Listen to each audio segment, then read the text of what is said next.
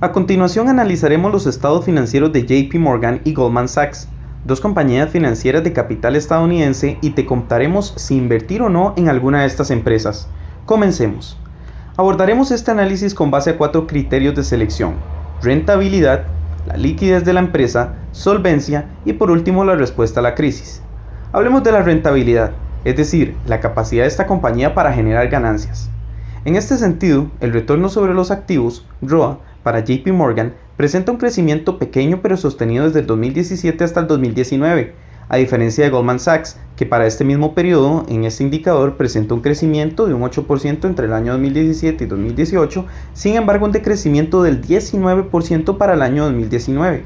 Decrecimiento, por cierto, muy asociado a las provisiones de esta empresa para abordar litigios y problemas regulatorios en los que estuvo envuelto en ese año. Cabe destacar que el crecimiento de JP Morgan en su ROA se debe en mayor medida a un incremento en la capacidad de esta empresa para generar utilidad a partir de las ventas. El retorno a los accionistas, ROE, por cierto, un muy buen indicador para conocer cuál es la rentabilidad sobre los aportes de capital en las empresas, para JP Morgan presenta un crecimiento sostenido durante el periodo de estudio, mientras que para Goldman Sachs los valores fluctúan de entre un 5,07% para el año 2017, 12,13% para el año 2018 y un 9,38% para el año 2019. Ahora hablemos de la liquidez. Una pregunta válida es el cómo se observa la capacidad de estas empresas para pagar sus deudas de corto plazo durante el ciclo operativo. Una posible respuesta nos refleja la razón corriente, que para Goldman no es alentadora. Se cae en la sorpresa de un valor menor a 1 durante los años de análisis. Esto sugiere que para un mediano plazo esta empresa puede estar teniendo problemas con sus acreedores, socios y colaboradores, mientras que por otra parte JP Morgan para este indicador maneja razones si bien mayores a 1. Cabe destacar la tendencia a la baja en las caídas de un 3 al 4% año con año, o por lo menos esto se presentó en el periodo de análisis.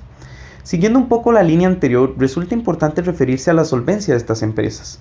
Lo primero es observar qué porcentaje de la estructura de capital corresponde a la deuda de largo plazo para estas empresas.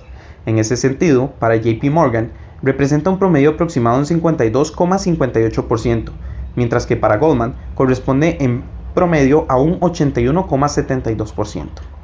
Continuando ahora con la razón de cobertura de intereses, para Goldman vuelve a ser otro indicador no favorable con un valor menor a 2, que indica que la empresa está muy apalancada, sustentando quizá un poco lo mencionado anteriormente acerca de la consecuencia de que en algún momento pueda esta empresa presentar problemas para pagar. Para el caso de JP, la situación no es mucho mejor. Es decir, anda rozando esa línea del valor de 2 en la razón y su tendencia a la baja es mucho más pronunciada. Un reflejo de la reforma fiscal impulsada por Donald Trump, la cual contempló una sustancial rebaja del impuesto de sociedades que tuvo un impacto significativo en las cuentas de varios bancos en ese país, se deja ver a nivel de la razón flujo de caja a pasivos, donde para el 2017 el porcentaje se presentó negativo, tanto para JP Morgan como para Goldman Sachs, lo cual era importante mencionar y tener una noción clara del por qué.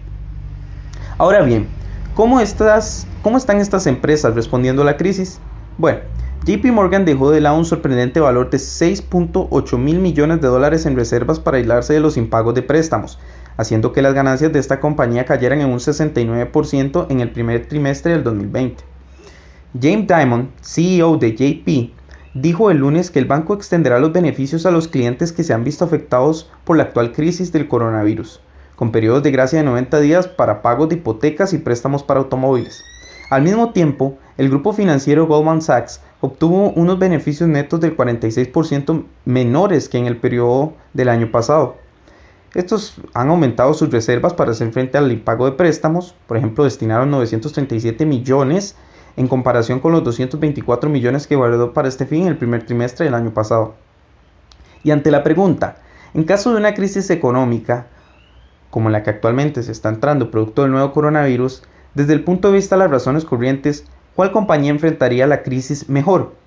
Bueno, comparando las razones corrientes de JP Morgan y Goldman Sachs, se observa que en los últimos 4 años JP Morgan ha tenido razones más altas. Esto significa que tiene mayor liquidez.